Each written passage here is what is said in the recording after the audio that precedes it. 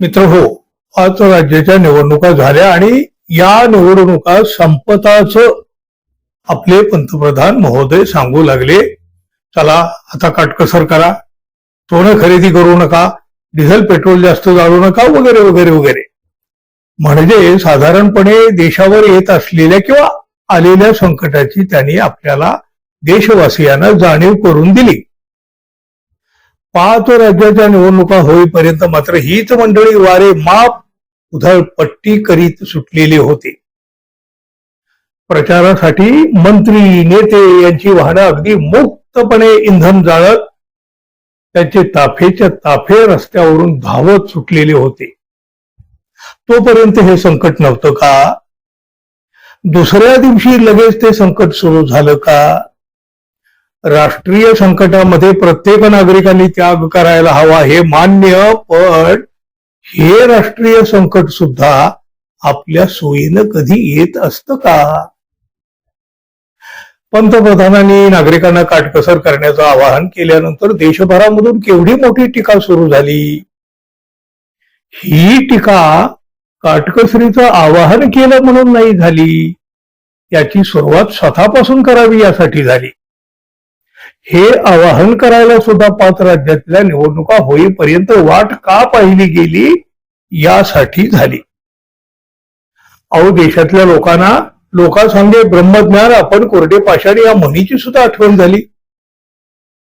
पंतप्रधान नरेंद्र मोदी यांनी हे आवाहन केल्यानंतर सुद्धा भाजपाचे नेते, भाजपाचे मंत्री आपल्या ताफ्यातल्या गाड्या उडवतच राहिलेले होते.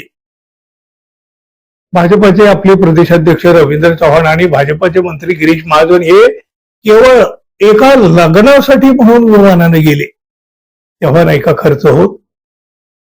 अहो, भाजपाच्या एका मंत्र्यांनी तर उद्या चालतही यावं लागेल, सुरक्षा रक्षकाला सुद्धा खांद्यावर घेऊन यावं लागेल, अशा शब्दामध्ये चक्क चेष्टा केली, थट्टा केली, टिंगल केली. उधळणाऱ्या अनेक नेत्याचे फोटो व्हिडिओ सुद्धा व्हायरल झाले बघा. आणि स्वतः पंतप्रधान नरेंद्र मोदी लगेच 3-4 देशाच्या दौऱ्यावर निघून गेले. चला आता ते देशाच्या हितासाठी गेले असं आपण म्हणूया. महाराष्ट्रात मुख्यमंत्री देवेंद्र फडणवीस एक दिवस बुलेटवर बसून विधान भवनात गेले, त्याची केवढ्या मोठ्या बातम्या झाल्या. विरोधकांनी त्याला एक दिवसाचं नाटक म्हटलं. सोशल मीडियावरच्या प्रतिक्रिया देखील तशाच पद्धतीच्या होत्या. एक दिवस बुलेट, दुसऱ्या दिवसापासून त्यांच्याही ताफ्यातल्या गाड्या उडायला लागल्या. भले ताफ्यातल्या गाड्याची संख्या काही कमी केलेली असेल हो, पण मग एक दिवस बुलेटवर जाऊन काय साध्य केलं? हा, प्रसिद्धीसाठी मात्र त्याचा चांगला उपयोग झाला हे मात्र नक्की. त्यानंतर सुद्धा मुख्यमंत्री म्हणाले, मोदी साहेबांनी जे सांगितलं आहे ती काटकसर करायला हवी. खरं आहे, मान्य आहे. राष्ट्रीय संकट उभं राहतं तेव्हा प्रत्येकानं त्यागाला तयार असायलाच हवं. पंतप्रधान यांच्या आवाहनाला आदरही करायला हवा. पण मग त्या घोषणेचं काय झालं हो?